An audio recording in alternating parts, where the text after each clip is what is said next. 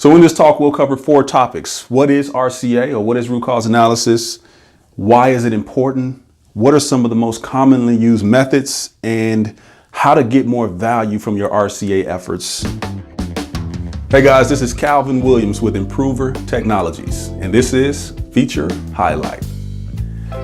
In this feature highlight conversation, we're going to talk about root cause analysis and how Impruver can help drive this capability deeper into your organization to help you overcome some of your biggest business challenges. Before we dive into the software itself, let's talk about root cause analysis. So in this talk, we'll cover 4 topics. What is RCA, or what is root cause analysis? Why is it important?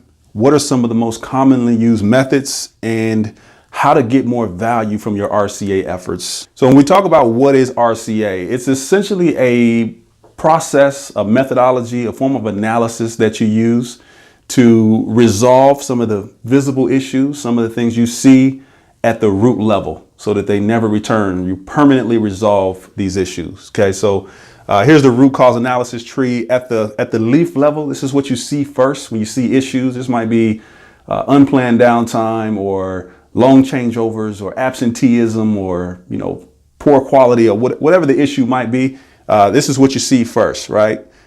Then you see the problems. This is also visible. So this is the obvious problems, or what people tend to jump to first when they think what's causing the issues.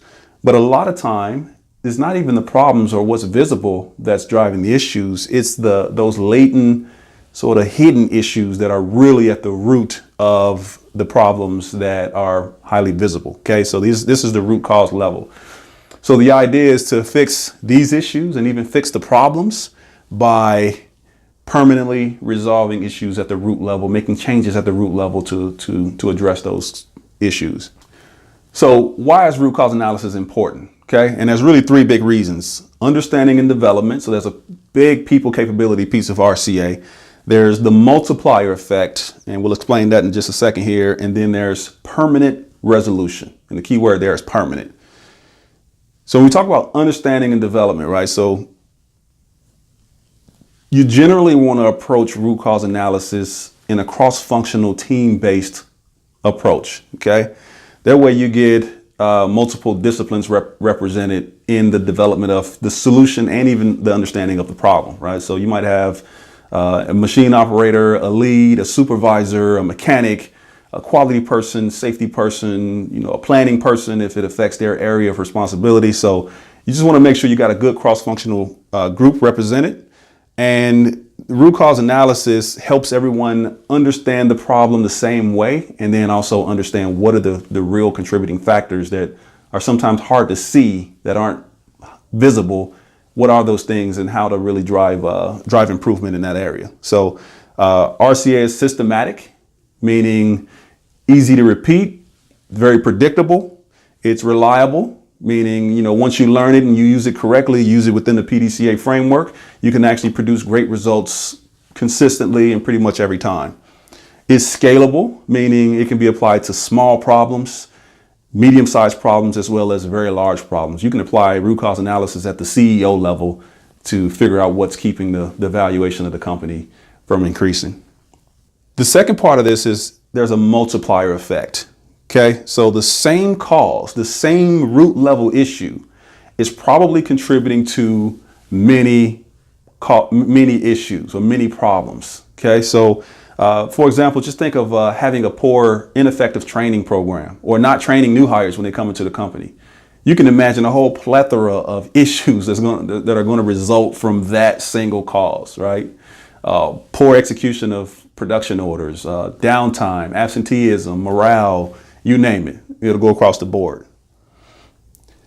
The last part of this is issue resolution, permanent issue resolution, right? So if you go after each problem where you got a cause and effect, every problem has a cause and effect, right? So if you go after the effect, meaning you go after the symptoms, what's going to happen is the cause is still there, and ultimately the effect will come back. It may take a different shape, a different form, but it'll be back.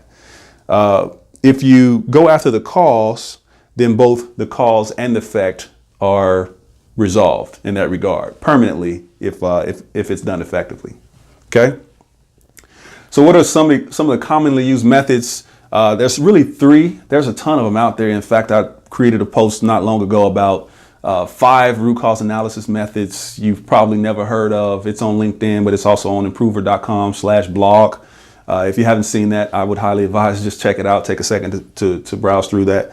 But the biggest one is going to be 5 why. And essentially what 5 why is any 6-year-old can do 5 why. That's what's great about this specific tool is you're taking a problem and you're asking why 5 times, right? You're asking, essentially taking a linear approach to get to what's at the root of that specific issue. In theory, once you get to the 5th why, then you understand the root cause. And by making changes at that level, you're going to see changes at the problem level, and potentially the problem will go away if you make the right changes. Could be 3, could be 4, could be 6 whys, but 5 is the general rule of thumb. The second most popular version of RCA is going to be fishbone or Ishikawa diagram. Essentially what you have is this fishbone looking diagram here. And this is great for coming up with potential factors or potential causes when it's not as clear and not as linear. You're going to have multiple contributing factors. Okay. It's really a brainstorm facilitation tool where you're going to have 6 categories. These categories are big in manufacturing, but you may change those categories depending on the nature of your business. But it's either going to be man, machine, measure, method, mother nature, and material. And you can come up with as many contributing factors as you can to fit within those categories, all feeding into the problem. What I tend to do is, after populating the contributing factors, I would build a consensus amongst the team to say, hey, let's pick the top 2 or 3 that we feel are most likely contributing factors that we can address. And then let's put some work against those. And usually the first thing we do against those is take each one through the 5 why analysis as well. So that's a great format to use use the fishbone and 5 why in combination. My personal favorite, though, is the why tree analysis, because it inherently includes the fundamentals of 5 why and fishbone analysis. As you can see, it has the linear thinking, the linear cause and effect model that the 5 whys has, but it also has the multiple contributing factor element that the fishbone is going to have. So that's a really great, this is my personal favorite tool to use because it's generally applicable across just about any problem that you might face. Okay, so how do you get more results? How do you get better results out of your your root cause analysis efforts? Okay, so here we go, driving root cause analysis effectiveness. Every lean tool fits within the PDCA framework. Root cause analysis is no exception. Okay, so it falls within the plan do phase. So you're planning what you're going to do, and if you're doing RCA right, you're also going to do the work there. So the first and foremost important thing to do is just make sure that, as part of planning, make sure that the problem you're looking at, a problem you're approaching, is worth solving, right? Is it important to the broader business objectives? Is it important to leadership? Is it important to the peers around you? Because if it's important to them, they're more likely to be more engaged, to be more supportive, and it's more likely to produce the business result that's most important for the company to succeed.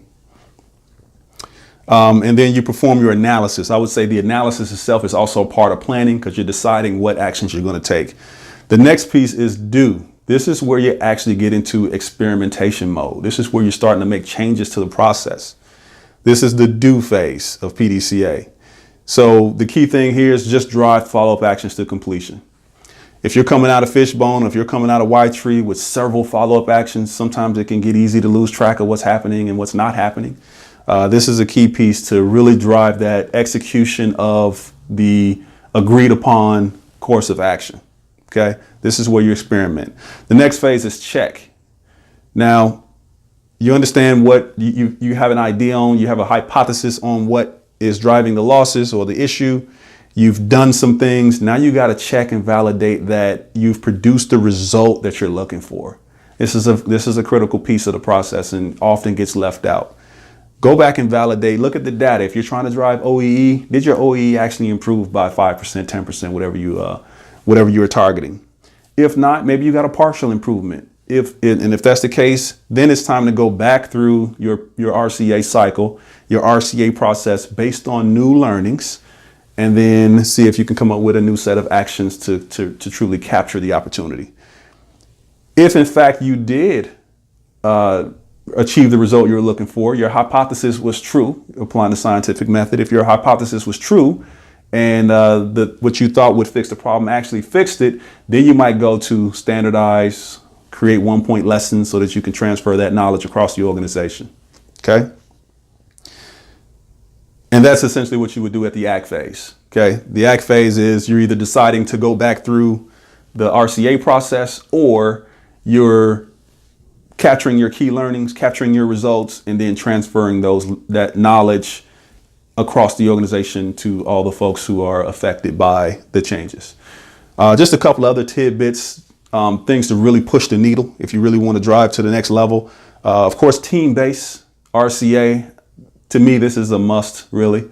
You got to do that at the Gemba, so at the place where the action is happening. First of all, you want to see the problem yourself so you understand what's driving it better. And then you want to see the effect of the changes that you're making so you understand that better as well. And then led by the process owner. Typically, if the changes, the ideas are generated and led by the process owner, the buy-in level, the buy-in piece is automatic, right? And they seem to have a higher level of commitment to both solving the problem and seeing the solutions sustain over time, and understanding the process at a deeper level as well, which is critically important. So now I want to talk to you about Impruver and how it helps you drive RCA deeper into your organization and helps you generate overall better results. So Impruver actually has a really great RCA feature baked into it. And it enables you to do all three of these forms of root cause analysis all in one feature. Okay.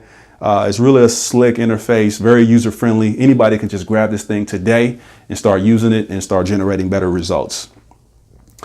So the way it's set up is a swim lane model. Okay, so we understand that sometimes it takes a few passes through an RCA to get the result you're looking for. The key is to not give up until you get the result you're looking for. But let's say you go through one swim lane and you move the needle maybe 3%. It's not quite what you're looking for. You want to get to 10. You probably open up a new swim lane based on your new learnings, and then go back through the RCA, assign some new actions, and then go chase those down as well.